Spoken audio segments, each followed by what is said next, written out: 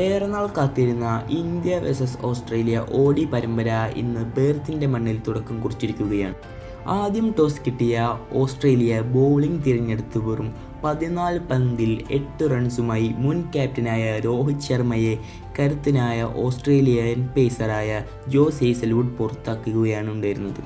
ഏറെ പ്രതീക്ഷകളുമായി first down ആയി ബാറ്റിങ്ങിനിറങ്ങിയ വിരാട് കോഹ്ലി വെറും മിച്ചൽ സ്റ്റാർക്കിൻ്റെ 8 പന്തിൽ 0 റണ്ണുമായി പുറത്തു പോവുകയാണ് ഉണ്ടായിരുന്നത്. അതിനു പിന്നാലെ ഇന്ത്യയുടെ പുതിയ ക്യാപ്റ്റനായ ടീമിൻ്റെ നെടുന്തൂണായ ഗില്ലും കളം വിടുന്നു. വെറും 11 ഓവർ പിന്നിട്ടപ്പോൾ ടീം ഇന്ത്യയുടെ സ്കോർ 37 റൺസ് മാത്രം. മഴയുടെ അഭാവം മൂലം ഇന്ത്യയുടെ ബാറ്റിംഗ് ഇപ്പോൾ പെർത്ത് സ്റ്റേഡിയത്തിൽ അവതാളത്തിൽ മുങ്ങിക്കിടക്കുകയാണ്. ഗൗതം ഗംഭീറിൻ്റെ ഈ പുതിയ ODI ടീം ഓസ്ട്രേലിയയെ തകർക്കാൻ പറ്റുമോ എന്ന കാര്യത്തിൽ ആശങ്കാഭരിതരാണ് ഓരോ ക്രിക്കറ്റ് പ്രേമികളും.